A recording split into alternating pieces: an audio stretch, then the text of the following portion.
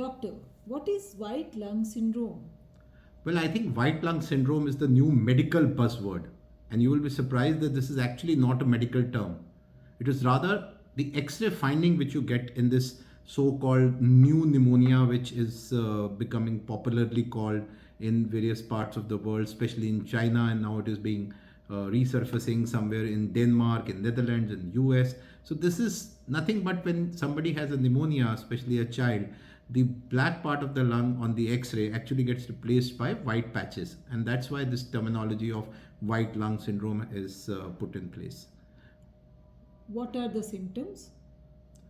Well, the symptoms are in fact like any other common respiratory infection. So patient will have cough, patient will have fever, patient will have fatigue, patient will have sore throat, and some of them may progress to actually getting shortness of breath, chest pains, wheezing. So these are nothing but symptoms of pneumonia because of any of the organisms. So the problem is that when you have symptoms which are very non-specific, it may actually go under the radar. So I think it should be very, very careful once we are dealing with such symptoms in today's world.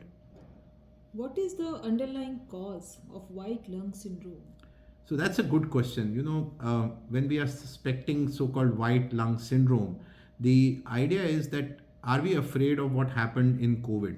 So as of now, the organisms which are thought to be causing the white lung syndrome are not novel.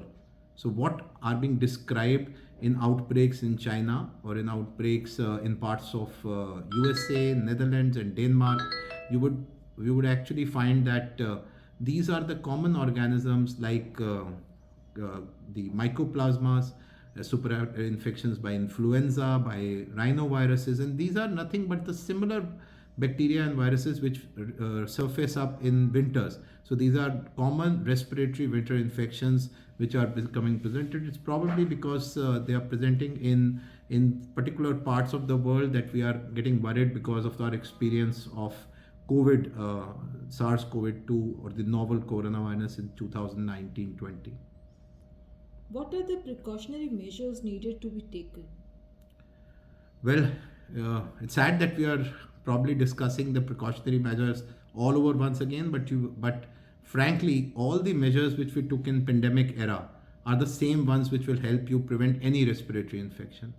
I think you would vouch that in those times when we were trying to prevent COVID, not only that did we actually reduce COVID, but the incidence of other respiratory infections like it may be influenzas, it may be flus, other types of bacterial infections was very, very low. So going back to hand washing, going back to social distancing, wearing masks are probably the pillars of if we try to prevent any respiratory infection. Add on to it good diet, good hydration, taking your vaccines especially for influenza and pneumonia, and probably quitting smoking and having a healthy lifestyle would actually go a long way in prevention of any respiratory infection, including the so-called white lung syndrome.